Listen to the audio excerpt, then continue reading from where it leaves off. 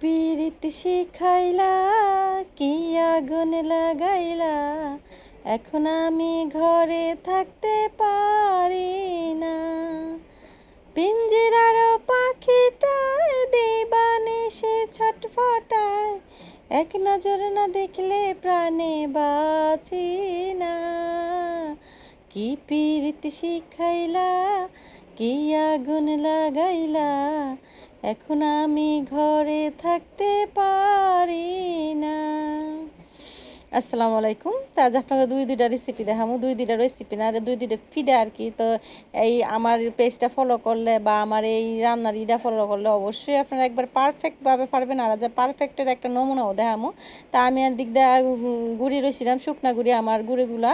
তো শুকনা গুঁড়িগুলো আমি প্রথমেই ভিজায় রাখছিলাম যাতে একবারে আমার হাতে আর মতে কষ্ট না হয়। তার দিকে 3টা ডিম লইছিলাম, আর লইছি পেঁয়াজ আর ধনিয়া পাতা, কাঁচা মরিচ, এই দিকে থেতলাই একবার করে লইছি। তা আমার 3 ডিমে হয় নাই, আমার আরও 3টা ডিম দিতে হয়েছে। 3টা না, আরও 4টা দিছি। তো একটা আবার যে সঙ্গে দিছি এর সঙ্গে আপনার ঘরে দেখাই নাই। তো মোটমাট আমি 7টা ডিম দিছি। আর নেমেদে চাইলা ছিল আধা কেজি চাইল, আর একটু আদা রসুন বাটা দিছি যাতে এটা হয়। আর সাথে একটু ময়দা বা আটা যেই দিই হোক। তো আজ কি ফিডা বানাইতাম যেতেছি, এটা হলো ডিম ফিডা। আমরা এনে ডিম ফিডা কয়, আর কোন দেশে কি ফিডা কয় জানি না। তো ডিম ফিডা যারা খাইবে হ্যাগো লেগে ডিম ফিডা, আর যাগো লাগে যারা মিষ্টি পছন্দ করে মানে হ্যাগো লেগে গেছে মিষ্টি ফিডা। তো মিষ্টি ফিডাটা আবার আমি কিন্তু কোনোটাতেই পানি ব্যবহার করতাম না, কারণ এই গুঁড়িগুলা ডিম দা মাখছি যেটা সেইটাও একবার পারফেক্ট হয়ে যাবো গা।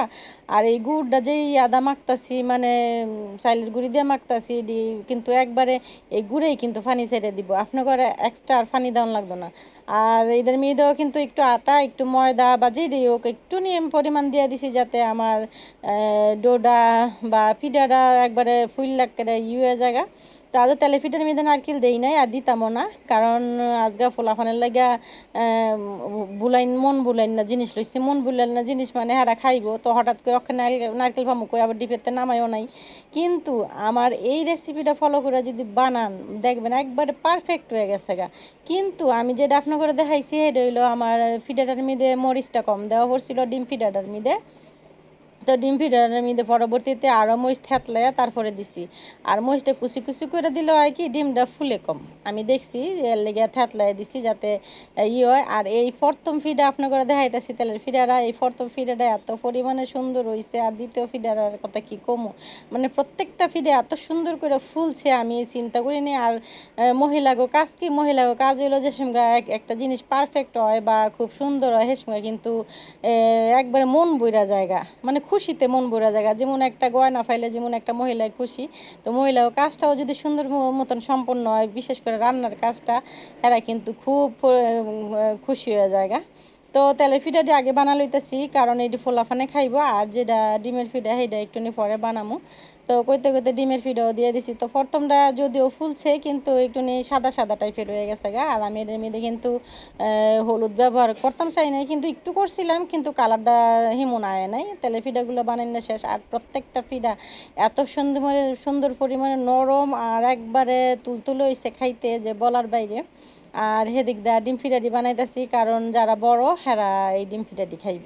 তো ছোট আমার পোলাপান আবার যে বেতাসিরা কি কেউ জাল খাইব, কেউ মিষ্টি খাইব, কেউ জাল পছন্দ করে, কেউ মিষ্টি পছন্দ করে, কেউ টক পছন্দ করে, কেউ ডেজার্ট আইটেম পছন্দ করে। তো যাই হোক এটি কইতে কইতে আপনাদের লগে এই ডিমের ভিডিও শেয়ার করতেছি। আর ফেসটা কইলাম ওই তো ফেস আর মরিচ থেতলাই দিছি। আর আজ ফিডারি এত পরিমাণে সুন্দর হয়েছে যে বলার বাইরে, খুবই খুবই সুন্দর হয়েছে মাশাআল্লাহ। আর এইভাবে আমি ডিমের ফিডা বানাইলে সচরাচর আমি পারি না, ডিমের ফিডাটা আমার ফুলে না বা ডিম কম হয়ে জায়গায় কম হয়ে জায়গা। তো আমি কিন্তু আধা কেজি চাইলের মধ্যে আজ 7টা ডিম দিছি, যার কারণে আমার আর পানিও দেওয়ান লাগে নাই, আর প্রত্যেকটা ফিডা খুব সুন্দর হয়ে ফুলছে।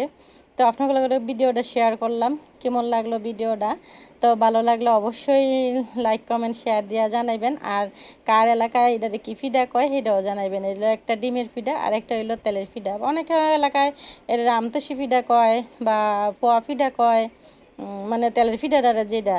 আর ডিমের ফিডারে আমরা তো ডিম ফিডাই কই, অন্য অন্য এলাকায় হয়তো অন্য কোনো নামে পরিচিত। তো তো সবাই আমার জন্য দোয়া করবেন। আর আপনাদের ভিডিওটা দিলাম কি লেগে আজকে এত পরিমাণে খুশি আমি এই পিঠাগুলো বানায়া যে বলার বাইরে। সবসময় কিন্তু সব রেজাল্ট একবারে পারফেক্ট হয় না, সবসময় মনও খুশি থাকে না। তাদের পিঠাগুলো একবারে মনটা খুশি করে দিছে। তো ভালো লাগলে ভিডিওটা অবশ্যই লাইক কমেন্ট শেয়ার দিবেন।